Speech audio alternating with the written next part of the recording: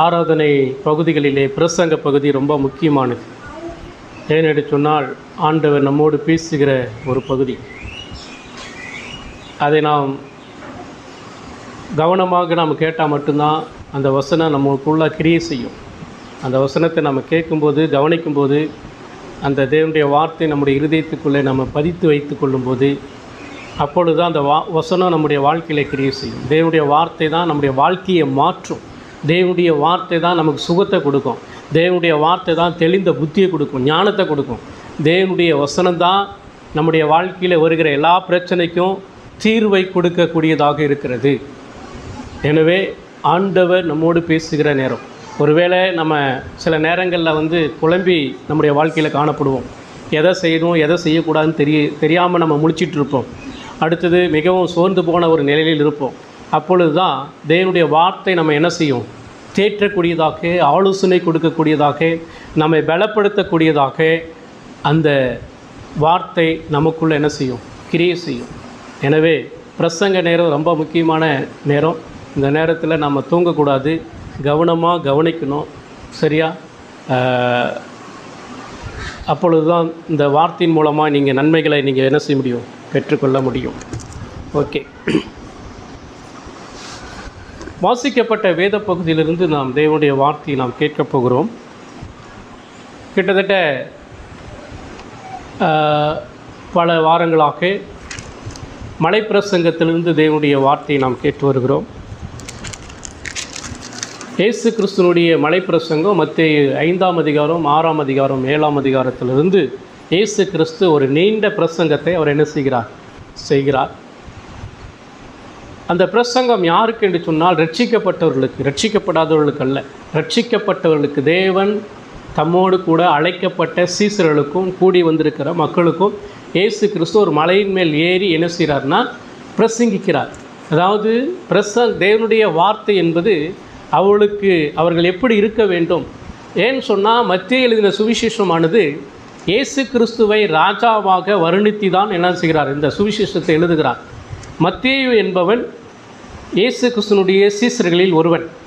அவன் ஆயத்துறையிலே வேலை செய்து கொண்டிருந்தான். அவனை ஆண்டவர் அழைத்து அவனை தம்முடைய சீசனாக்கி ஆண்டவரோடு கூட இருந்தவன் அவன். அந்த 12 சீசர்களில் ஒருவன் தான் இந்த மத்தேயு என்கிறதான ஒரு சீசன். அவன் தான் இந்த மத்தேயு புஸ்தகத்தை எழுதினான். இந்த மத்தேயு இயேசு கிறிஸ்துவை ராஜாவாக வர்ணிக்கப்பட்டதனாலே அவருக்கு ஒரு ராஜ்யம் இருக்கிறது. அந்த ராஜ்யத்துக்குள் இருக்கிற ஒவ்வொரு நபரும் எப்படிப்பட்ட ஒரு நபராக இருக்க வேண்டும், அவனுடைய வாழ்க்கை எப்படி இருக்க வேண்டும், இந்த உலகத்திலே தனிப்பட்ட வாழ்க்கையிலே, குடும்ப வாழ்க்கையிலே, திருச்சபை வாழ்க்கையிலே அவன் எப்படிப்பட்டவனாக வாழ வேண்டும் என்பதை குறித்து தான் இந்த மலைப்பிரசங்கத்திலே இயேசு கிறிஸ்து தெளிவாக என்ன செய்கிறார்? போதிக்கிறார். இதை குறித்து நாம் 5வது அதிகாரத்தில் பார்த்தோம். அதாவது ஒவ்வொரு தனிப்பட்ட மனிதனும் அவன் எப்படிப்பட்ட நீதியுடையவனாக இருக்க வேண்டும் என்பதை குறித்து அங்கே 5ஆம் அதிகாரத்திலே ஆண்டவர் சொல்லுகிறார்.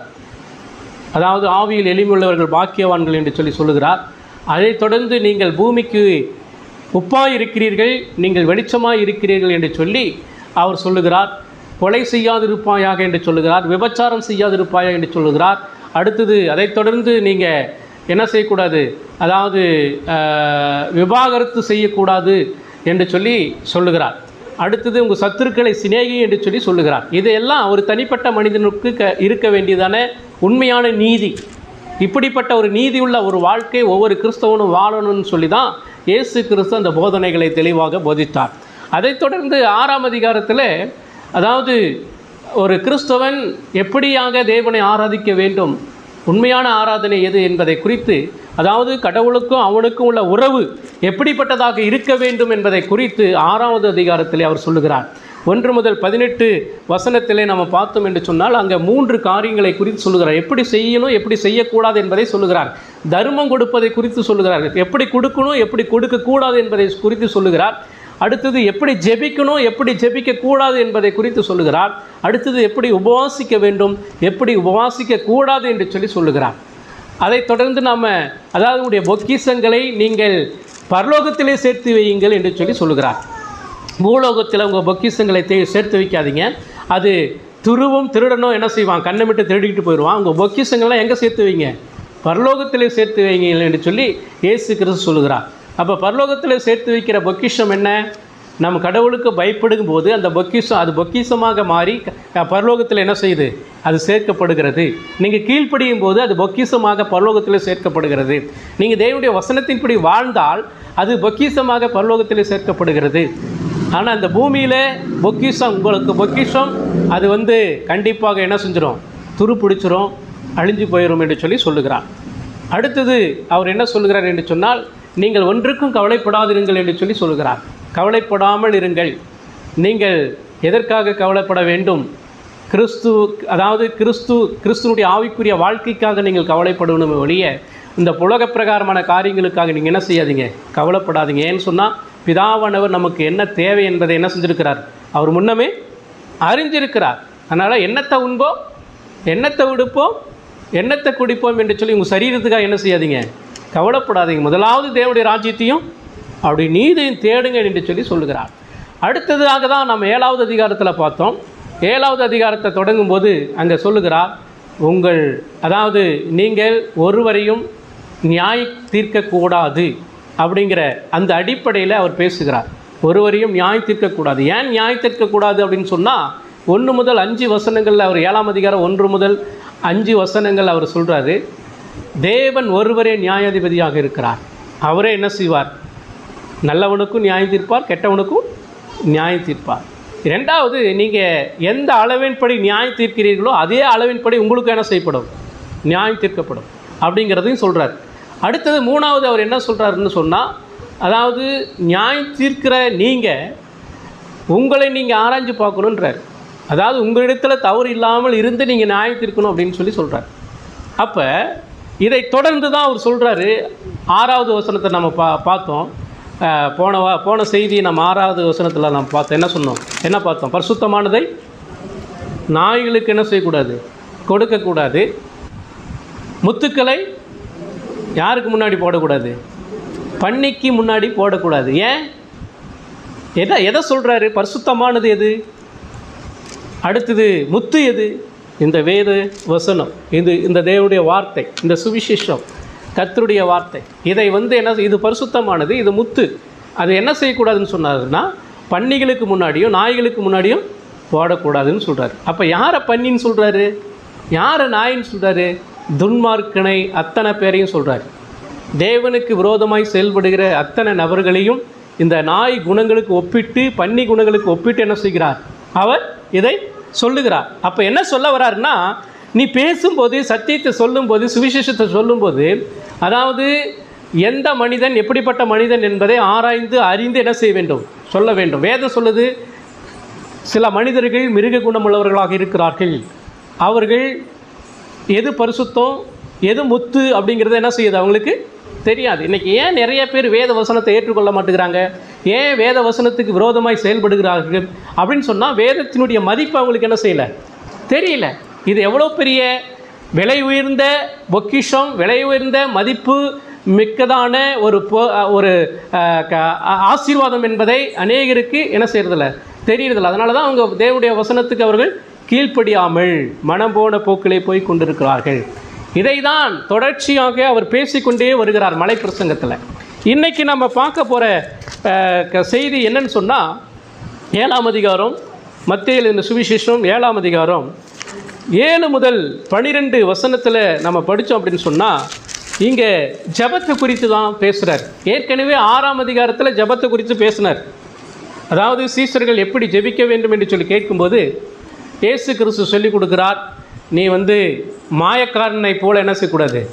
ஜெபம் பண்ணக்கூடாது. மாயக்காரர்களைப் போல ஜெபம் பண்ணக்கூடாது. அப்படின்னா ஜெபத்தில் நடிக்கக்கூடாதுன்றார்.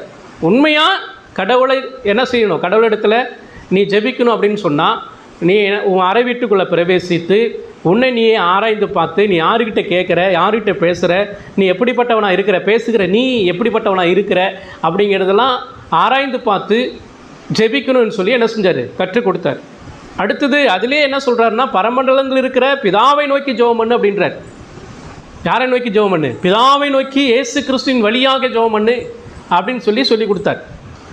இப்போ இங்கே என்ன சொல்கிறாருன்னு சொன்னால், இங்கேயும் ஜெபத்தை குறித்து தான் சொல்கிறாரு. அப்போ அங்கே சொல்லிவிட்டு இங்கேயே என்ன சொல்கிறாருன்னா, இங்கே ஜெபத்திற்கான 3 நிபந்தனைகளை சொல்கிறார். ஜெபத்திற்கான 3 நிபந்தனைகளை சொல்கிறார். ஜெபம் என்பது ஒவ்வொரு கிறிஸ்தவனுடைய வாழ்க்கையிலும் அத்தியாவசியமானது, அதாவது மிக மிக முக்கியமானது. ஜெபிக்காத ஒரு கிறிஸ்தவனாக இருக்க முடியாது. ஜெபம் என்பது ஆண்டவரோடு பேசுகிற காரியம், ஆண்டவரோடு பேசுகிற காரியம். அப்போ ஒவ்வொரு ரட்சிக்கப்பட்டவனும் அவன் என்ன செய்கிறான்னா, அனுதினமும் தேவனோடு பேசுகிறான், அனுதினமும் தேவனுடைய வார்த்தையை கேட்கிறான். அப்படிங்கும்போது ஒவ்வொரு கிறிஸ்தவனும் ஜெபிக்கிறவனாக இருக்க வேண்டும். அவன் வேதபூர்வமாக ஜெபிக்கணும். அதாவது எப்படி ஜெபிக்கணும்னு சொல்லி வேதம் சொல்லுதோ அதன் அடிப்படையில் நம்ம என்ன செய்யணும், ஜெபிக்க வேண்டும். அதே நேரத்தில் ஜெபிக்கிற ஒவ்வொரு மனுஷனும் அவனுக்கு சில நிபந்தனைகள் இருக்கிறது. எப்படிப்பட்டவனாக இருக்க வேண்டும், அவன் எப்படி ஜெபிக்கிறவனாக இருக்க வேண்டும் என்கிறதான சில நிபந்தனைகளை ஆண்டவர் கொடுத்திருக்கிறார். இன்றைக்கி நிறைய பேர் நம்ம என்ன செய்கிறோம்னா, ஜெபிக்கிறோம், ஒரு காரியத்துக்காக தொடர்ச்சியாக நம்ம ஜெபித்துக்கிட்டே இருக்கிறோம். ஆனால் அந்த ஜெபத்திற்கு பதில் கிடைக்கல. பதில் கிடைச்சிச்சா கிடைக்கலினா கூட இன்றைக்கி நிறைய பேருக்கு அது தெரிய மாட்டேங்குது. தொடர்ச்சியாக ஒரு காரியத்துக்காக ஜெபிக்கிறோம், அதற்கு பதில் கிடைச்சிருக்காது. ஆனால் ஜெபிக்காமல் இருந்திருப்போம், அதுக்கு பதில் கிடைச்சிருக்கும். சரிங்களா? அதனால் நம்ம ஜெபிக்கணும். ஆனால் கண்டிப்பாக நம்ம ஜெபிக்கும்போது கண்டிப்பாக அந்த ஜெபத்தை ஆண்டவர் கேட்கிறார். ஆண்டவருடைய சித்தத்தின்படி கேட்கும்போது அந்த ஜெபம் கேட்கப்படுகிறது. அதுக்கான பதிலை ஆண்டவர் என்ன செய்கிறார், கொடுக்கிறார். இயேசு கிறிஸ்து கூட கெத்செமனே தோட்டத்தில் ஜெபம் பண்ணார். என்ன ஜெபம் பண்ணார்? பிதாவே, இந்த பாத்திரம் என்னை விட்டு நீங்க கூடுமானால் நீங்கட்டும். அப்படின்னா என்ன அர்த்தம்? இந்த பாத்திரம் என்னை விட்டு நீங்க கூடுமானால் நீங்கட்டும், ஆனால் என்னுடைய சித்தத்தின்படி அல்ல, உம்முடைய சித்தத்தின்படி ஆக கடவுதுன்றார். அப்போ இயேசு கிறிஸ்து அவர் ஏன் அந்த ஜெபத்தை பண்ணார்னா, மனுஷீகத்தில் இருந்தபடினாலே, அந்த மனுஷீகத்தினுடைய வேதனையினாலே அவர் என்ன செஞ்சார்னா, இது இந்த இந்த இந்த உபத்திரவம், அதாவது இந்த துன்பம், சிலுவையின் பாடுகள் என்னை விட்டு நீங்க கூடுமானால் நீங்கட்டும், ஆனால் என்னுடைய சித்தத்தின்படி அல்ல, உம்முடைய சித்தத்தின்படியே அப்படின்னு சொல்லி ஜெபம் பண்ணார். அந்த ஜெபம் கேட்கப்படிச்சா?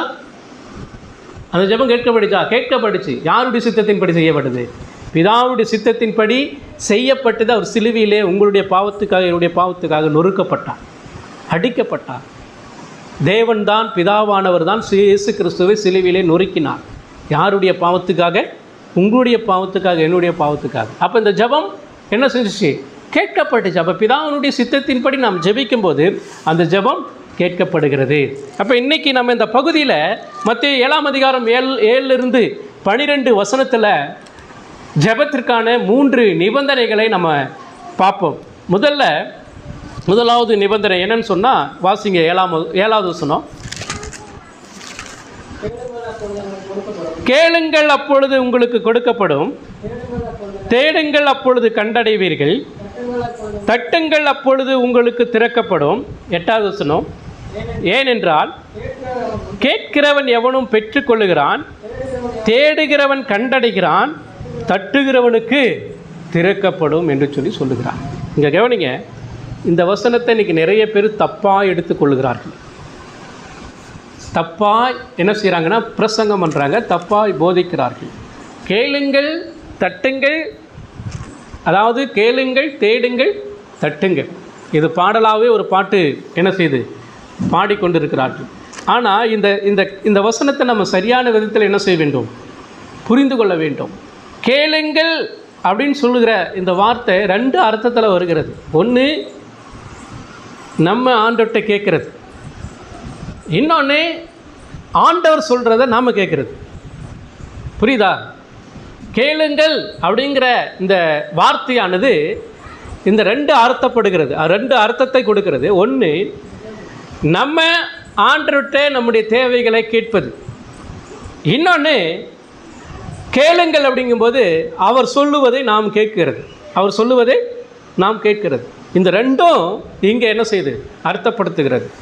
அப்போ கேட்கறது சில நேரங்களில் நாம் என்ன செய்வோம் தெரியுமா, ஆண்டவர் சொல்கிறத கேட்க மாட்டோம், நம்ம சொல்கிறத என்ன செய்வோம், அவர் கேட்கணும். அதாவது நம்ம அவர்கிட்ட கேட்போம், ஆனால் அவர் நம்ம கேட்குறத அவர் விரும்பணும். அதாவது நம்ம கேட்குறத அவர் காது கொடுத்து கேட்கணும், பதில் கொடுக்கணும்னு சொல்லி விரும்புவோம்.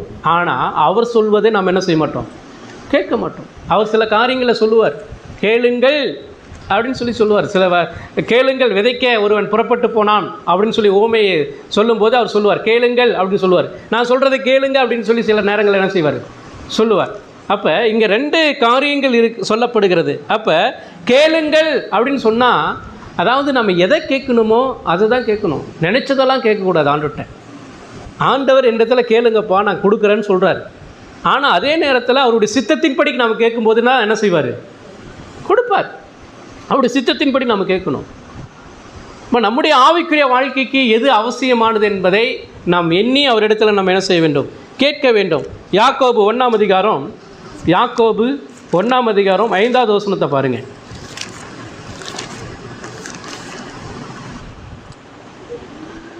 உங்களில் ஒருவன் ஞானத்தில் குறைவுள்ளவனாய் இருந்தால் யாவருக்கும் சம்பூரணமாய் கொடுக்கிறவரும் ஒருவரையும் கடிந்து கொள்ளாதவருமாகிய தேவனிடத்தில் கேட்க கடவன்.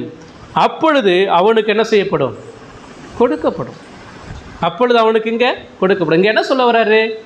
இங்கே யாக்கோபு என்ன சொல்கிறாருன்னா, முதல்ல நமக்கு தேவையானது என்ன தெரியுமா? ஞானம் ரொம்ப தேவை. என்ன தேவை? ஞானம் தேவை, புத்தி தேவை. புரியுதா? புத்தி, ஞானம் இதெல்லாம் நமக்கு தேவை. நம்முடைய வாழ்க்கையில், தனிப்பட்ட வாழ்க்கையில், குடும்ப வாழ்க்கையில், திருச்சபை வாழ்க்கையில், சமுதாயத்தினுடைய வாழ்க்கையில் ஞானம் ரொம்ப ரொம்ப ரொம்ப ரொம்ப அவசியம். இந்த ஞானம் எப்படி கிடைக்கும் உங்களுக்கும் எனக்கும்? கர்த்தருக்கு பயப்படுதலே ஞானத்தின் ஆரம்பம் என்று சொல்லப்படுகிறது. பாருங்கள், கடவுளுக்கு பயப்படும் போது தான் நமக்கு என்ன கிடைக்குது? ஞானம் கிடைக்கிறது. இந்த ஞானம் ரொம்ப ரொம்ப அவசியம். நம்ம இதை எத்தனை பேர் நம்ம ஆண்டவர்கிட்ட கேட்டிருக்கிறோம் ஜெபத்தில், ஆண்டவரே எனக்கு ஞானத்தை கொடுங்க ஆண்டவரே.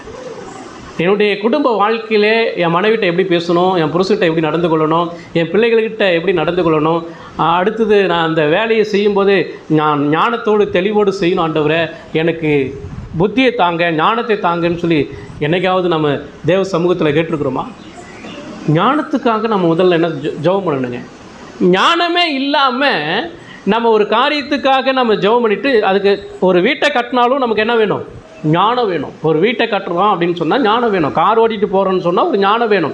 நீ அதாவது வேலை செய்கிறேன்னா ஞானம் வேணும். ஒரு குழம்பு செய்கிறேன்னு சொன்னால் ஞானம் வேணும். நீ எதை செய்தாலும் ஞானம் வேணுங்க. அப்போ ஆண்டவர் என்ன சொல்கிறாருன்னா, கேளுங்கள் அப்படின்னு சொல்லும்போது நம்ம என்ன செய்யணும்னா, நமக்கு ஆவிக்குரிய ரீதியில் எது தேவையோ அது நம்ம என்ன செய்யணும்? கேட்கணும். ஞானத்தை கேட்கணும். அது ரொம்ப அவசியம். தாவீதினுடைய மகன் சாலமோன், தாவீதுக்கு பின்னாடி தாவீது இறந்து போகிறான். அதுக்கு பின்னாடி சாலமோன் ராஜ்யபாரத்துக்கு வருகிறான். அவன் சின்ன வயசுலேயே ராஜாவாயிட்டான். ஆண்டவர் அவனை பார்த்து கேட்குறாரு. என்ன கேட்குறாருன்னா, சாலமோன் உனக்கு என்னிடத்தில் என்ன வேணும் கேளுன்றது. இப்போ அவன் என்ன கேட்டிருப்பான்? அவன் என்ன கேட்டான்னு நினைக்கிறீங்க? ஆண்டவர்கிட்ட கேட்டான், ஆண்டவரே நான் சின்ன வயசுலேயே ராஜாவாயிட்டேன், இந்த மக்களையும் இந்த நாட்டையும் நான் ஆளுகை செய்வதற்கு எனக்கு ஞானத்தை கொடுங்க ஆண்டவரேன்னு சொல்லி கேட்டான். புரியுதுங்களா? அப்போ ஒரு ராஜா கடவுள்கிட்ட அவன் என்ன கேட்டிருப்பான்? எனக்கு எல்லா விதமான வசதியும் கொடுங்க ஆண்டவரேன்னு சொல்லி கேட்கல. எனக்கு இந்த அதாவது இந்த ராட்சியத்தையும் இந்த மக்களையும் ஆளுகை செய்வதற்கு எனக்கு ஞானம் வேணும். குடும்பத்தை நடத்துறதுக்கு குடும்ப தலைவனுக்கு ஞானம் வேணுங்க, தெரியுமா? அதே போல் மனைவிகளுக்கு ஞானம் வேணும். கணவனிடத்திலையும் பிள்ளைகளிடத்திலையும் நடந்து கொள்வதற்கான ஞானம் என்ன செய்யணும்? வேணும். இதை ஆண்டவர்கிட்ட நம்ம என்ன செய்யணும்? கேட்டு பெற்றுக்கொள்ளணும். இது ரொம்ப அவசியமான விஷயம். இப்போ இந்த சாலமோன் ஞானத்தை கேட்டான். ஞானத்தை கேட்டு அவன் என்ன செஞ்சான்? ஆண்டவர் ஞானத்தை கொடுத்தார். அந்த ஞானத்தை அவன் பெற்றுக்கொண்டு பின்னாடி அவன் செயல்படுத்த ஆரம்பித்தான். எப்படி செயல்படுத்த ஆரம்பித்தான்? அவனுடைய ராஜ்யத்தில் ஒரு பிரச்சனை. என்ன பிரச்சனைன்னு சொன்னால், 2 நபர்கள் குழந்தையை பெற்றெடுக்கிறார்கள். 2 பெண்கள் குழந்தையை பெற்றெடுக்கிறார்கள். ஏற்கனவே நான் சொல்லியிருக்கிறேன். இந்த 2 பெண்களும் 2 பெட்டில் என்ன செய்கிறாங்கன்னா, எதிரும் புதிருமாக என்ன செய்கிறாங்கன்னா, குழந்தையை வச்சுட்டு படுத்துட்டு இருக்கிறாங்க. ஒரு பொம்பளை பிறண்டு படுக்கும்போது குழந்தை செத்து போச்சு. இவன் என்ன பண்ணா, குழந்தை செத்து போனவன் என்ன பண்ணான்னா, பக்கத்து பெட்டில் பார்க்குறா, அந்த குழந்தை முழிச்சிட்டு இருக்குது. செத்து போன குழந்தைய எடுத்துகிட்டு அங்கே வச்சுட்டு அந்த குழந்தைய எடுத்து என்ன செய்யிட்டா, இவன் வச்சுக்கிட்டா. இப்போ என்ன ஆகிப்போச்சுன்னா, குழந்தைக்கு பெற்ற குழந்தைக்கு அம்மாவுக்கு தெரியுமா தெரியாதா? இது ஏன் குழந்தை அப்படின்னு சொல்லி தெரியுமா தெரியாதா?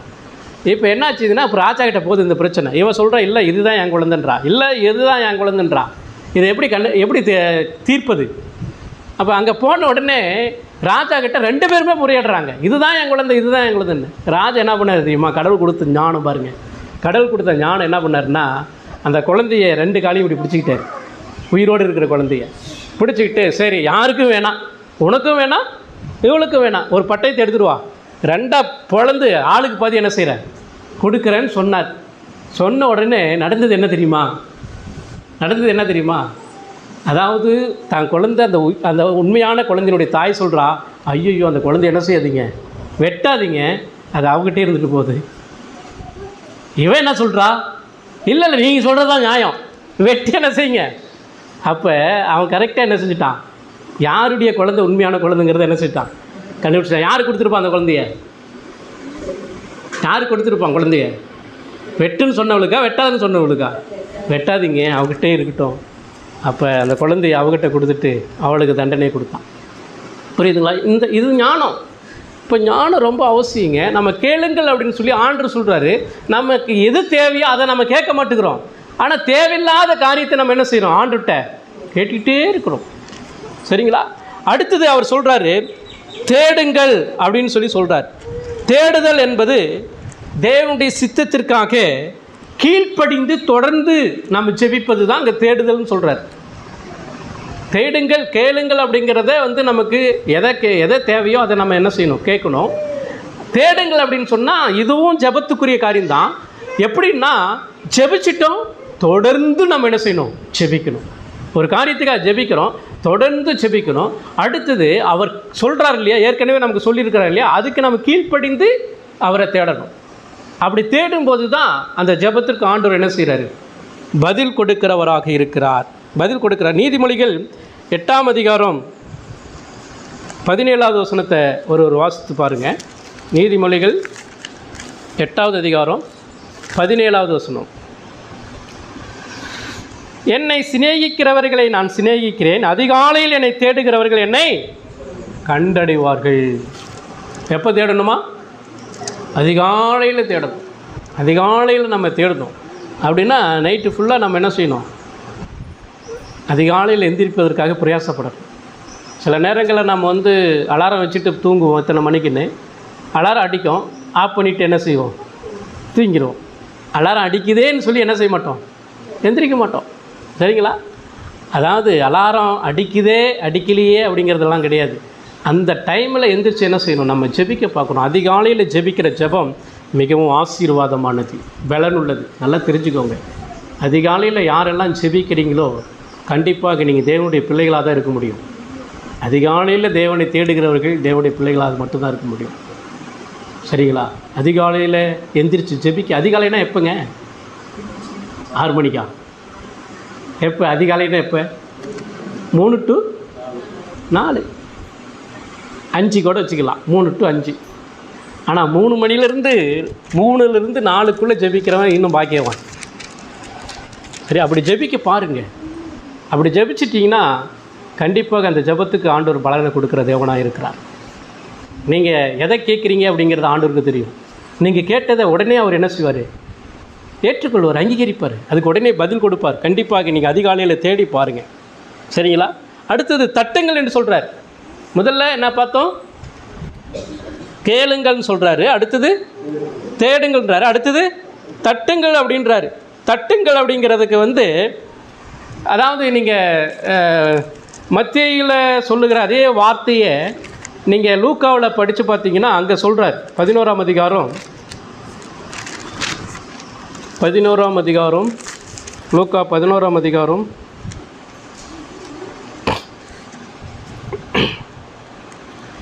5வது வசனம் பாருங்கள்.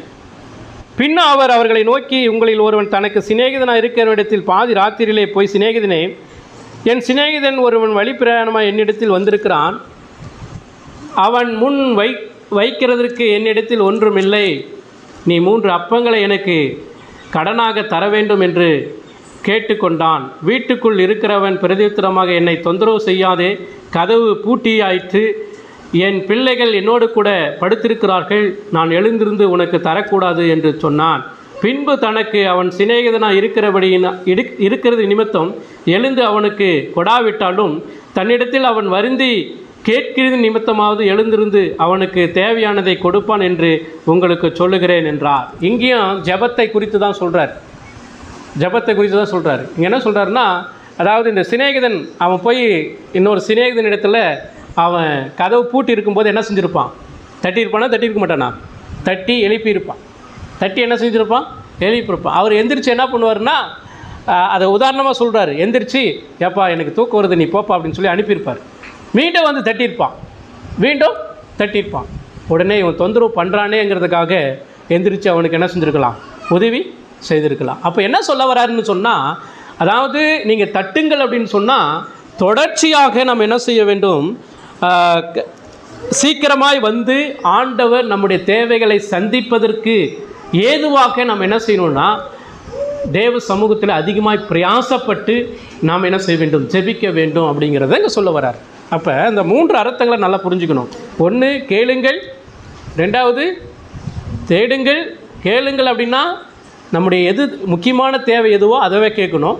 2வது தேடுங்கள்னா தொடர்ந்து என்ன செய்யணும், கீழ்ப்படிந்து அவரிடத்துல நம்ம கேட்கணும். 3வது தட்டுங்கள் அப்படின்னு சொன்னால், அதாவது மீண்டும் தொடர்ந்து சோர்ந்து போகாமல் என்ன செய்ய வேண்டும், ஜெபிக்கணும் அப்படிங்கிறது தான் என்ன செய்கிறாரு இங்கே சொல்லுகிறார். புரியுதுங்களா? இப்போ நல்லா கவனிங்க. இந்த பகுதியில் வந்து அதாவது நீங்கள் எது வேணாலும் கேளுங்க நான் தருவேன்னு சொல்கிறாரா? அப்படி இல்லவே இல்லை. இங்கே இதே 9ஆம் அதிகாரம் பாருங்கள், லூக்கா 11ஆம் அதிகாரம் 13வது வசனம் பாருங்கள். லூக்கா 11ஆம் அதிகாரம் 13வது வசனத்தில், பொல்லாதவர்களாகி நீங்கள் உங்கள் பிள்ளைகளுக்கு நல்ல ஈவுகளை கொடுக்க அறிந்திருக்கும் போது பரமபிதாவானவர் தம்மிடத்தில் வேண்டிக் கொள்ளுவர்களுக்கு பரிசுத்த ஆவியை கொடுப்பது அதிக நிச்சயம் அல்லவா? அப்போ நீங்கள் எதை கேட்கணும், முதல்ல பரிசுத்த ஆவியானவரை கேட்கணும். இப்போ இங்கே பரிசுத்த ஆவியானவரை குறித்து தான் சொல்கிறாரு. நீங்கள் கேளுங்கள், எதை கேளுங்கள், ஞானத்தை கேளுங்கள், பரிசுத்த ஆவியானவருடைய வரத்தை கேளுங்கள் அப்படிங்கிறத சொல்கிறார்.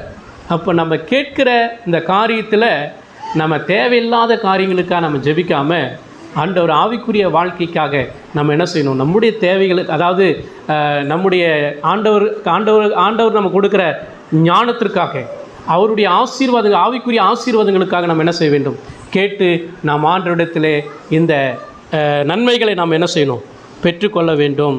இதுதான் இயேசு கிறிஸ்துவும் தன்னுடைய வாழ்க்கையில் செய்தார். இயேசு கிறிஸ்து இந்த உலகத்தில் 33 வருஷம் வந்து வாழ்ந்தார். அவர் வாழ்ந்துட்டு அவர் ஜெபிக்காமலாம் இல்லை. யார்கிட்ட ஜெபம் பண்ணார்? பிதாவை நோக்கி ஜெபம் பண்ணார். எங்கெல்லாம் போய் ஜெபம் பண்ணார்? மலையின் மேலே ஏறி ஜெபம் பண்ணார். சரியா? இரவும் முழுவதும் ஜெபம் பண்ணுவார், பகல் முழுவதும் சுவிசேஷம் அறிவிச்சிட்டு இருப்பார். சிலுவையில் கடைசியாக என்ன செஞ்சார்? ஜெபம் பண்ணார். இயேசு சிலுவையில் ஜெபித்து முடித்தார். அப்போ எப்பொழுதுமே அவர் ஜெபிக்கிற அந்த ஜெபம் வந்து எதுக்காக ஜெபம் பண்ணுவார், எதுக்காக ஜெபம் பண்ணார்னு பார்த்துருக்கீங்களா? இயேசு கிறிஸ்துவினுடைய வாழ்க்கையில் தன்னுடைய சீசர்களுக்காக ஜெபம் பண்ணார். சரியா? கெத்செமனே தோட்டத்தில் தன்னுடைய உபத்திரவத்துக்காக ஜெபம் பண்ணார். அது மட்டும் இல்லை, சிலுவையில் எதுக்காக ஜெபம் பண்ணார்? இவர்கள் இன்னதென்று அறியாதிருக்கிறார்கள், பிதாவே இவர்களை மன்னியும். இதுங்களா? மற்றவங்களுக்காக தான் ஜெபம் பண்ணார், தனக்காகலாம் ஜெபமே பண்ணல. அவர் பிறருக்காக தான் ஜெபம் பண்ணார். அடுத்தது அவர் வந்து தங்குறதுக்கு ஒரு இடம் இருந்துச்சு, அவருக்கு கிடையவே கிடையாது. அவருக்கு எத்தனை துணி இருந்துச்சு, மாற்றுக்கு எத்தனை துணி இருந்துச்சு, தங்கிறதுக்கு எத்தனை இடம் இருந்துச்சு. சொந்த வீடு கிடையாது, துணி கிடையாது, ஒன்றுக்கு ஒரே துணியை தான் கடைசி வரைக்கும் போட்டுட்டு இருந்தார். புரியுதா? அப்போ என்ன அர்த்தம்? இதெல்லாம் வந்து நமக்கு எப்படி வாழ்ந்து காட்டணுங்கிறத முன்மாதிரியாக வாழ்ந்து என்ன செஞ்சார், போனார். அப்போ அவருடைய ஜெபம்லாம் எதுக்குன்னா, பிதா என்னை எதற்காக அழைத்தார், எதற்காக இந்த உலகத்துக்கு அனுப்பினார், அவர் என்ன செய்ய சொன்னார், அதை செய்வதற்கு எனக்கு பலனை தாரும், கடைசி வரைக்கும் செய்து முடித்தார். இன்றைக்கி உங்களையும் என்னையும் ரட்சித்து சபையில் வச்சுருக்கிறாருன்னா எதுக்காக வச்சார் அப்படிங்கிறத நீங்களும் நானும் அறிந்திருக்கணும். என்ன ஆண்டவர் இந்த சபையில் வச்சுருக்கிறதுனுடைய நோக்கம் என்ன அப்படிங்கிறத நீங்களும் நானும் புரிஞ்சு அதற்காக நான் பிரயாசப்பட்டு தேவ சமூகத்தில் ஆண்டவரை இன்னும் நான் அதிகமாக ஜெபிக்கணும், இன்னும் நான் அதிகமாக வேதத்தை வாசிக்கணும், இன்னும் அதிகமாக இந்த வேத வசனங்களை நான் புரிந்து கொள்ளணும், நான் அறிந்த அந்த சுவிசேஷத்தை பிறருக்கு நான் அறிவிக்கணும் ஆண்டவரே அப்படின்னு சொல்லி நீ அதற்காக வேண்டி தேவனிடத்தில் ஞானத்தை நீங்கள் என்ன செய்யுங்க, கேட்டு பெற்றுக்கொள்ளுங்க, வரங்களை பெற்றுக்கொள்ளுங்க. இதுக்காக நீங்கள் ஜெபம் பண்ண பாருங்கள். சரிங்களா? ரெண்டாவது காரியம் நிபந்தனை என்ன? முதல் நிபந்தனை என்னென்னா, நீ கேளு, தட்டு, அடுத்தது தேடு. ஆனால் எது முக்கியமோ எது தேவையோ அதுக்காக நீ கேளு. இது முதல் நிபந்தனை. 2வது நிபந்தனை வாசிங்க, மத்திய எழுதின சுவிசேஷம் 9:10, 7ஆம் அதிகாரம் 9:10.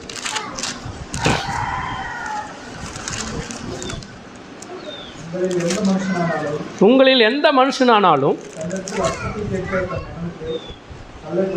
கல்லை கொடுப்பேனா? அதாவது மகனிடத்துல அப்பா இடத்துல மகன் அப்பத்தை கேட்டால் கல்லை கொடுப்பானா? மீனை கேட்டால் பாம்பை கொடுப்பானா? ஆகையால் பொல்லாதவர்களாகி நீங்கள் உங்கள் பிள்ளைகளுக்கு நல்ல ஈவுகளை கொடுக்க அறிந்திருக்கும் போது பரலோகத்தில் இருக்கிற உங்கள் பிதா தம்மிடத்தில் வேண்டிக் கொள்கிறவர்களுக்கு இங்கே என்ன சொல்கிறாருன்னா அதிக நன்மைன்னு சொல்கிறாரு. அங்கே என்ன சொல்கிறாரு? லூக்காவில் என்னென்னா பரிசுத்த ஆவியை சொல்கிறாரு. புரியுதுங்களா? இப்போ இங்கே நல்லா புரிஞ்சுக்கோங்க. அதாவது வேதத்தை சரியாக புரிஞ்சுக்கலன்னா புரியாத பகுதிக்கு இன்னொரு பகுதி இருக்கும். அந்த பகுதியை தேடி கண்டுபிடிச்சோம்னா அந்த பகுதி விளக்கத்தை கொடுக்கும். இப்போ இங்கே அதிக நன்மை எது அப்படின்னா நமக்கு பரிசுத்த ஆவியானவர் தான் அதிக நன்மை. இப்போ பரிசுத்த ஆவியானவர் எனக்குள்ளே இருந்துட்டாராவே எனக்கு தேவைகள் எல்லாம் என்ன செஞ்சிடும்? கிடைச்சிடும். அதனால தான் சொல்கிறார், முதலாவது என்னுடைய ராஜ்யத்தையும் அப்படி நீதியும் தேடு, பின்பு இவைகள் எல்லாம் கொடுக்கப்படும். நீதி எது? தேவனுடைய ராஜ்யம் எது? அதை தேடணும்னா மீதி எல்லாம் எனக்கு என்ன செஞ்சிடும்? ஆட்டோமேட்டிக்காக கிடைச்சிரும்ன்றார். இப்போ இங்கே ரெண்டாவது நிபந்தனை என்னன்னு சொன்னால், ஜெபத்திற்கான ரெண்டாவது நிபந்தனை, முதல்ல நீ எது தேவையோ அதை தேடு, ஞானத்தை தேடு. ரெண்டாவது இங்கே என்ன சொல்கிறாருன்னா, இப்போ அப்பாவுக்கும் அவனுக்கும் இருக்கிற உறவை சொல்கிறார். இந்த ஜெபத்தில் தகப்பனிடத்தில் மகன் அப்பம் கேட்டால் என்ன கொடுப்பான்? உங்களில் எந்த மனுஷனாலும் தன்னிடத்தில் அப்பத்தை கேட்குற மனுஷனுக்கு கல்லை கொடுப்பானா? உங்கள் பிள்ளைங்க உங்கள்கிட்ட அப்பம் கொடுங்க, சோறு கொடுங்கன்னு சொன்னால் நீங்கள் மண் அள்ளி போடுவீங்களா? போட மாட்டீங்களா? போட மாட்டீங்க. அடுத்தது மீனை கேட்டால் பாம்பை கொடுப்பீங்களா? கொடுக்க மாட்டீங்கள? அப்போ இவர் என்ன சொல்கிறாருன்னா, பொல்லாதவர்களாகி நீங்கள். யாரை பொல்லாதவர்கள்னு சொல்கிறாரு? யாருங்க பொல்லாதவர்னு சொல்கிறாரு? அங்கே கூடியிருக்கிறவங்கள தான். பொல்லாதவர்களாகி நீங்களே உங்கள் பிள்ளைகளுக்கு நீங்கள் என்ன செய்வீங்க? அப்போ கேட்டால் அப்போ தான் கொடுப்பீங்க, சரியா? மீன் கேட்டால் மீனை தான் கொடுப்பீங்க. ஆனால் நான் எல்லாவற்றையும் படைத்த தேவன், நான் அப்படி செய்வேனா? நீங்களே அப்படி செய்யும்போது நான் அப்படி செய்வேனா? செய்ய மாட்டேன். அப்படின்னா ரெண்டாவது நிபந்தனை என்னென்னா, முதல்ல உங்கள் அப்பாவுக்கு நீங்கள் ஒரு நல்ல மகனாக இருக்க பாருங்கள். உங்கள் அப்பாவுக்கு நம்ம நல்ல மகனாக இருக்கிறோமா? இதில் ரெண்டாவது நிபந்தனை என்னென்னா, நீ முதல்ல தேவனுடைய பிள்ளையாக இருக்கிறியா? நீ ஜெபிப்பதற்கு முன்னாடி முதல்ல நீ உன்னுடைய அதாவது அப்பத்தை கேட்கிற மகன் அப்பாவுக்கு மகனாக இருக்கணும். முதல்ல மகனாக இருக்கணும். அதே போல் தேவனிடத்தில் நீ ஜெபிக்கிற நீ முதல்ல தேவனுடைய பிள்ளையாக இருக்கிறியான்னு பார். உனக்கும் அவருக்கும் சரியான உறவு இருக்குதான்னு சொல்லி பார். நீ தேவனுடைய பிள்ளையாக இராமல் நீ தேவனிடத்தில் எப்படி நீ கேட்க முடியும்? நீ கேட்டு எப்படி உனக்கு கொடுக்க முடியும்? புரியுதா இல்லையா? அப்போ நான் தேவனுடைய பிள்ளையாக இருக்கிறேனா இல்லையாங்கிறத முதல்ல நான் எப்படி ஆராய்ந்து அறிவது? இதுக்கு தான் பிதாவானவர் அவர் பரிசுத்தமான தேவனாக இருக்கிறபடினாலே, நம்ம பாவிகளாக இருக்கிறபடினாலே நாம் நித்திய தண்டனைக்கும் நித்திய மரணத்துக்கும் ஏதுவாக இருக்கிறோம். அப்போ நம்ம தேவனுடைய பிள்ளையாய் ஆகுவதற்கு நம்ம என்ன செய்யணும்னு சொன்னால், முதல்ல கடவுள் யார் என்பதை நாம் அறியணும். கடவுள் பரிசுத்தமானவர். அடுத்தது அவர் பரிசுத்தமானவர் என்பதை நான் அறிந்தால் மட்டும்தான் தான் பாவி என்பதை நான் ஒத்துக்கொள்ள முடியும். நான் பாவி என்பதை ஒத்துக்கொண்டேனானால் தான் நான் என்ன செய்யணும்? எனக்காக பரிந்து பேசுகிற, எனக்காக பலியான இயேசு கிறிஸ்துவை நான் தேட முடியும். ஏன்னு சொன்னால் அவருடைய இரத்தமே இல்லாமல் நமக்கு மீட்பு கிடையாது. போன வாரம் எபிரேயர் நிருபத்திலிருந்து நீங்கள் செய்தியை கேட்டிருப்பீங்க. இயேசு கிறிஸ்துவினுடைய இரத்தத்தினாலே நமக்கு கிடைக்கப்பட்ட நன்மைகளை குறித்து நீங்கள் கேட்டிருப்பீங்க தெளிவாக. புரியுதுங்களா? இப்போ இயேசு கிறிஸ்துவினுடைய இரத்தத்தினால் மட்டும்தான் நம்ம மீட்கப்பட்டு தேவனுடைய பிள்ளைகளாக நம்ம என்ன செய்ய முடியும்? மாற முடியும். இயேசு இல்லாமல் தேவனுடைய பிள்ளையாக நீங்களும் நானும் மாறி இருக்க முடியாது. அப்போ முதல்ல நான் யார்கிட்ட கேட்கணும்? பிதாவினிடத்தில் தான் கேட்கணும். பிதாவினிடத்தில் நான் கேட்கிற அந்த ஜெபிக்கிற அந்த ஜெபம், ஒருவேளை நான் தேவனுடைய பிள்ளையாக இருந்தால் மட்டும்தான் பிதாவினிடத்திலே நான் ஜெபிக்க முடியும். தேவனுடைய பிள்ளையாக இருப்பேனானால் நான் கண்டிப்பாக இயேசு கிறிஸ்துவினுடைய இரத்தத்தினாலே கழுவப்பட்டிருக்க வேண்டும். இயேசு கிறிஸ்துவினுடைய இரத்தத்தினாலே நான் கழுவப்பட்டவனாக இருப்பேனானால் நான் தேவனுடைய பிள்ளையாக இருந்து அவரிடத்தில் நான் ஜெபிக்க முடியும். அப்போ இயேசு கிறிஸ்துவனுடைய இரத்தத்தினாலே கழுவப்படுவதற்கு நான் என்ன செய்ய வேண்டும் என்று சொன்னால், நான் தேவனால் தெரிந்தெடுக்கப்பட்டவனாக இருக்க வேண்டும். இயேசு கிறிஸ்துவனுடைய இரத்தத்தினாலே நான் மீட்கப்பட்டவனாக இருக்க வேண்டும். பரிசுத்த ஆவியானவரால் நான் முத்திரிக்கப்பட்டவனாக நான் காணப்பட வேண்டும். அப்போ எனக்குள்ள அந்த நிலை இருக்கிறதா, நான் ரட்சிக்கப்பட்ட நிலை இருக்கிறதா அப்படிங்கிறத நம்ம ஆராய்ச்சி பார்க்கணுங்க. இப்படி நான் ஆராயாமல் நான் தேவனுடைய பிள்ளையாக இருந்து பிள்ளையாக இல்லாமல் நான் தேவனிடத்தில் என்ன செய்ய முடியாது, செபிக்க முடியாது. அவருக்கு நான் உரிமையை கொண்டாட முடியாது. இப்போ என் சன் இருக்கிறான்னு சொன்னால், என் மகன் இருக்கிறான்னு சொன்னால் அவன் என்ன செய்கிறான், அவன் எனக்கு உரியது எல்லா உரிமையும் அவனுக்கு இருக்குது. எனக்கு இருக்கிற எல்லா சொத்துக்கும் அவன் உரிமை உள்ளவனாக இருக்கிறான். ஏன்னா அவன் என்னுடைய மகன், நான் அவனுக்கு அப்பா, அந்த உறவு இருக்கிறது. அதனால் எல்லா சொத்தும் எல்லா உரிமையும் அவனுக்குரியது. அதே போல தான் நீங்களும் நானும் இயேசு கிறிஸ்துவின் வழியாக தேவனிடத்தில் அப்பா என்கிற அந்த சிலாக்கியத்தையும் அந்த அப்பா என்று சொல்லி கூப்பிடப்படுகிற அந்த சுதந்திரத்தையும் நீங்களும் நானும் பெற்றுக்கொண்டோமானால் நாம் ஜெபிப்பதற்கான ஜெபத்திற்கு ஆண்டவர் என்ன செய்வார், பதில் கொடுப்பார். நான் முதல்ல கடவுளுக்கு எனக்கும் சரியான உறவு இல்லாமல், அவருடைய பிள்ளையாய் நான் இல்லாமல், இன்னும் நான் துன்மார்க்கமாக, இன்னும் நான் உலக பிரகாரமான காரியங்களை யோசித்துட்டு, இன்னும் நான் மனம் போன போக்கில் போயிட்டு நான் ஜெபித்தேன் என்று சொன்னால் அந்த ஜெபம் கண்டிப்பாக நமக்கு பாவமாக மாறிடும். சங்கீதத்திலே ஒரு வசனம் இருக்குது, போன சங்கீதத்தில் நம்ம படித்தோம். அவன் ஜெபிக்கிற ஜெபம் பாவமாக்கப்படுவது கடவுது என்று சொல்லி சொல்லப்படுது. இப்போ நான் தேவனுடைய பிள்ளையாக இல்லாமல் நான் எப்படி ஜெபிக்க முடியும்? அதுக்கு தான் ஒரு சில வசனங்கள் நம்ம படிக்கலாம், ஒரு சில வசனங்கள் நம்ம படிப்போம்.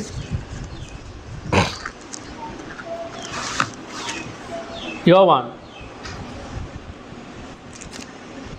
1ஆம் அதிகாரம் 12வது வசனம் பாருங்கள். யோவான் 1ஆம் அதிகாரம் 12வது வசனம்.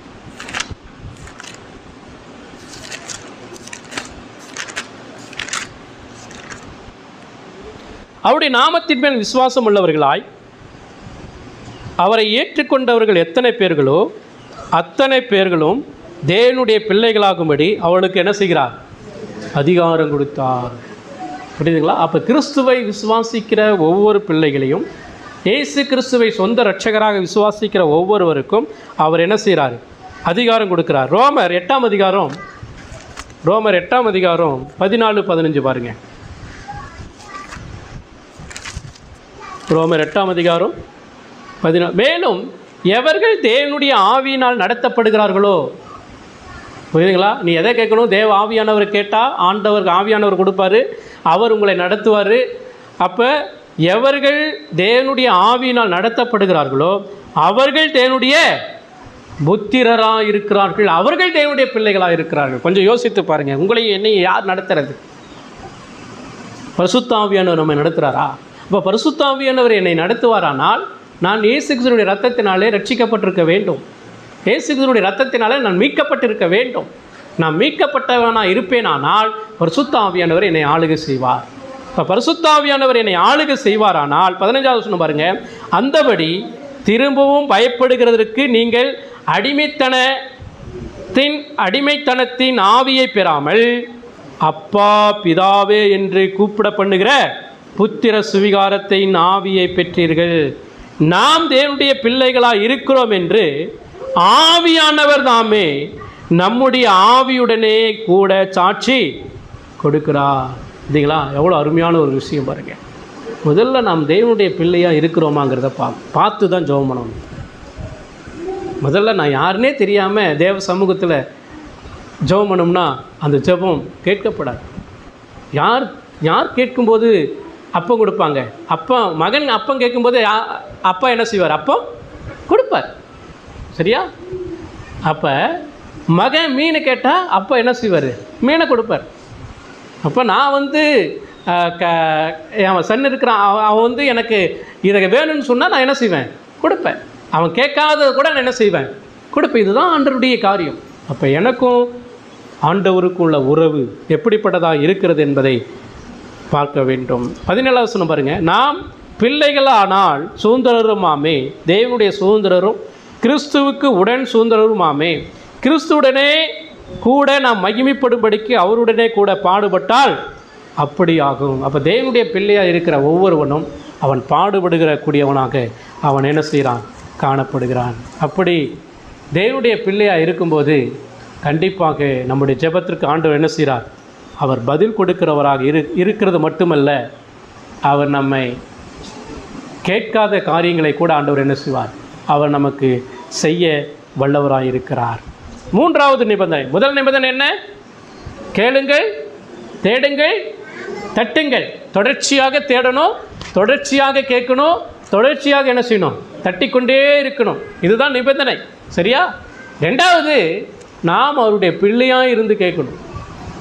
மூணாவது வாசிங்க, மத்திய எழுதின சுவிசேஷம் 7ஆம் அதிகாரம் 12வது வசனம்.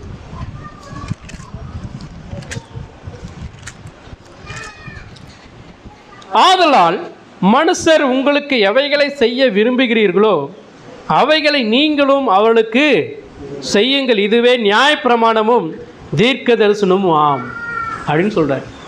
அடுத்தது அவர் என்ன சொல்ல வர்றாருன்னா, தேவனிடத்தில் பெற்ற நன்மையை நாம் என்ன செய்ய வேண்டும்? பிறரிடத்திலே ஒப்புவிக்க வேண்டும் சொல்கிறார். அதாவது நம்ம கேட்குறோம், ஆண்டவர் கொடுக்குறாரு, கொடுத்ததை நம்ம என்ன செய்யணும்? பிறரிடத்தில் ஒப்புவிக்கணுன்றார். இங்கே என்ன சொல்ல வர்றாருன்னா, நிறைய காரியங்கள் நம்ம விரும்புவோம், மற்ற இடத்துல நிறைய விரும்புவோம்.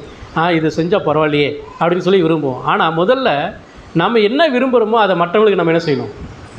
செய்ய வேண்டும்னு சொல்கிறார்.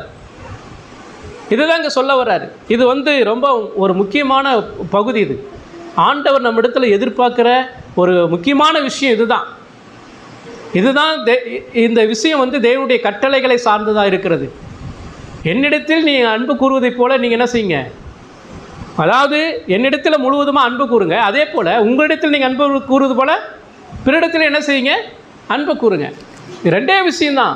முதல்ல எனக்கும் கடவுளுக்கு இருக்கிற உறவு அது சரியாக இருந்துச்சுன்னா கண்டிப்பாக எனக்கும் பிறருக்கும் இருக்கிற உறவு என்ன செய்யும்?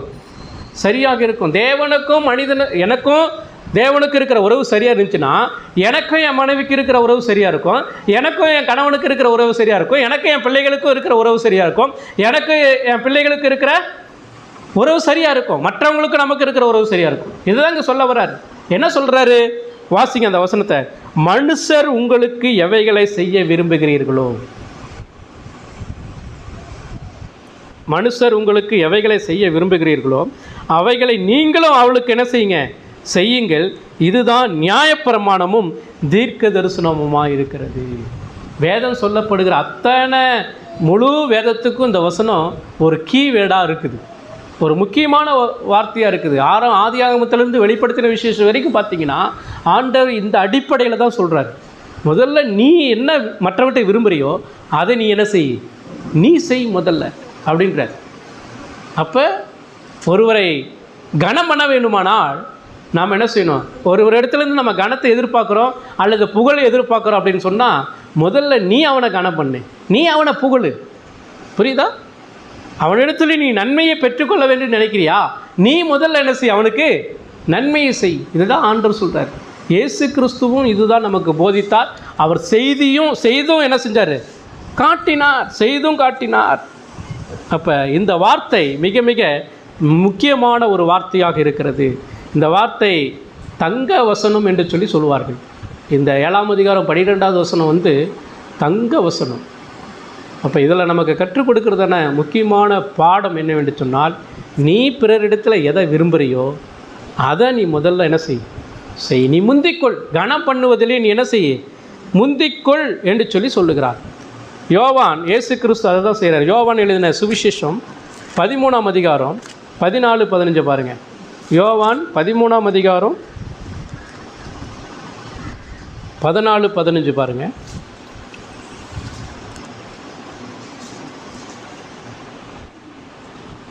நீங்கள் என்னை போதகர் என்றும் ஆண்டவர் என்றும் சொல்லுகிறீர்கள். நீங்கள் சொல்லுகிறது சரியே.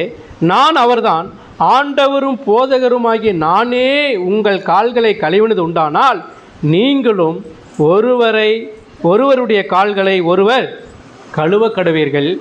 15வது சொன்னோம், நான் உங்களுக்கு செய்தது போல நீங்களும் செய்யும்படி உங்களுக்கு மாதிரியை காண்பித்தேன். இதை நல்லா புரிஞ்சுக்கோங்க. இயேசு கிறிஸ்து தம்முடைய சீசர்களை கூப்பிட்டு அவங்களுடைய கால்களை ஒவ்வொருடைய கால்களையும் கழுவுறார். இயேசு கிறிஸ்து தம்முடைய சீசர்களுடைய கால்களை கழுவுறார். அப்படின்னா இயேசு கிறிஸ்து யார்? பரிசுத்தமான ஆண்டவர், பரிசுத்தமான நபர். இந்த சீசர்கள் யார்? பாவிகள், முறுமுறுத்தார்கள்.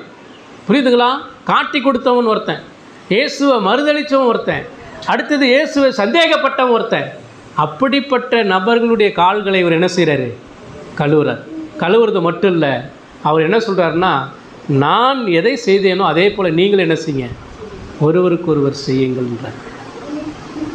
இப்போ இந்த நிபந்தனையோடு நாம் தேவனிடத்தில் கேட்கும்போது தான் ஆண்டவர் அந்த ஜெபத்துக்கு என்ன செய்கிறார்? அவர் பதில் கொடுக்கிற தேவனாக இருக்கிறார். அதனால் முதல்ல நம்மை தாழ்த்துவோம். நம்ம என்ன செய்யணும்னா, பிறரை நம்ம என்ன செய்யணும்?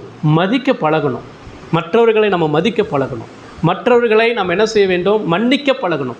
மற்றவர்களை நம்ம கனம் பண்ணுவதற்கு நம்ம முந்திக்கொள்ள வேண்டும். சரியா? இப்போ நம்ம நிறைய பேர்கிட்ட நம்ம எதிர்பார்ப்போம். அந்த எதிர்பார்ப்புகள் அதாவது மற்றவங்க நமக்கு இதெல்லாம் செய்யணும்னு நம்ம நினைக்கிறோம். ஆனால் அதை அவங்க எதிர்பார்க்கிற காரியத்தை நாம் முதல்ல என்ன செய்யணும்? அவங்களுக்கு நம்ம செய்ய வேண்டியதாக இருக்க வேண்டும். இதுதான் ஆண்டவர் நமக்கு சொல்லுகிறதான காரியங்கள். இதன் அடிப்படையில் தான் நம்ம என்ன செய்ய முடியும்? தேவனிடத்திலே நாம் நன்மைகளை பெற்றுக்கொள்ள முடியும். அப்போ ஜெபத்திற்கான 3 நிபந்தனைகள். 1, நம்ம கேட்கணும். என்ன கேட்கணும்? ஞானத்தை கேட்கணும். நமக்கு ஆவிக்குரிய தேவை என்னவோ அதை கேட்கணும். 2வது, தேவனுடைய பிள்ளையாக இருந்து கேட்கணும். 3வது, தேவனிடத்தில் பெற்ற நன்மைகளை பிறருக்கு நம்ம என்ன செய்யணும்? ஒப்புவிக்கணும். தேவனிடத்தில் நம்ம என்ன பெற்றோம்? ரட்சிப்பை பெற்றோம். தேவனிடத்தில் மீட்பை பெற்றோம். தேவனிடத்தில் பரிசுத்த ஆவியானவரை பெற்றோம். பரிசுத்த வரங்களை பெற்றோம். ஆவிக்குரிய ஆசீர்வாதங்களை பெற்றோம். அதே போல் அந்த கிறிஸ்துவை, தேவனிடத்தில் கிறிஸ்துவை பெற்றோம். அந்த கிறிஸ்துவை நாம் பிறருக்கு என்ன செய்ய வேண்டும்? ஒப்புவிக்க வேண்டும். இதை தான் இங்கே சொல்ல வர்றார். இதை செய்யாமல் நான் ஆண்டவர்கிட்ட பெற்றுக்கொண்டதெல்லாம் நானே வச்சுக்கிட்டு மற்றவங்களுக்கு கொடுக்காமல் இருந்தேன்னா, அடுத்து நம்ம ஜெபிக்கும்போது ஆண்டவர் என்ன செய்ய மாட்டார்? அதை நமக்கு கொடுக்க மாட்டார். இதுதான் ஆவிக்குரிய சத்தியம். எனக்கு பிரியமானவர்களே, இப்படிப்பட்ட ஒரு நிலையோடு நாம் ஜெபிக்கிறோமா? நம்முடைய ஜெபத்தில் ஆவிக்குரிய தேவை எது என்பதை அறிந்து ஜெபிக்கிறோமா? 2வது, தேவனுடைய பிள்ளையாக இருந்து ஜெபிக்கிறோமா? 3வது, தேவனிடத்தில் பெற்ற அந்த ரட்சிப்பின் நிச்சயத்தை, தேவனிடத்தில் பெற்ற ஆவிக்குரிய ஆசீர்வாதங்களை நாம் பிறருக்கு நாம் கொடுக்கிறவர்களாக இருக்கிறோமா? இந்த 3 நிபந்தனைகளை தான் இயேசு கிறிஸ்து என்ன செய்கிறார்? இங்கே சொல்லுகிறார். இப்படி நாம் ஜெபிப்போம். கர்த்தர் கண்டிப்பாக நம்முடைய ஜெபத்திற்கு என்ன செய்வார்? பதில் கொடுப்பார். ஒருவேளை நமக்கும் ஆண்டவருக்கு இருக்கிற உறவு சரியாக இருக்குதா? யோசித்து பாருங்கள். உண்மையான ரட்சிப்பை பெற்ற நிலையோடு நான் காணப்படுறேன்னா, என்னுடைய வாழ்க்கையில் ஆண்டவர்கிட்ட ஞானத்தை தேடுறேன்னா, தொடர்ச்சியாக நான் ஜெபிக்கிறேன்னா, ஆண்டவருக்கு நான் கீழ்ப்படிந்து நான் அவரிடத்தில் நான் ஜெபிக்கிறேன்னா, கேளுங்கள் கேளுங்கள் என்று சொல்லுகிறார். ஆனால் நாம் அவரிடத்தில் ஜெபத்தின் மூலமாக நிறைய கேட்குறோம். ஆனால் அவர் சொல்லி என்னிடத்தில் கேளுங்கள், நான் சொல்கிறத கேளுங்கன்னு சொல்கிறார். அவர் சொல்கிறதுக்கு நாம் கீழ்ப்படுகிறோமா? வேதத்தை நாம் நேசிக்கிறோமா? இதன்படி நாம் வாழுகிறோமா என்பதை நாம் ஆராய்ந்து பார்த்து தேவ சமூகத்தில் நாம் ஜெபிப்போம்.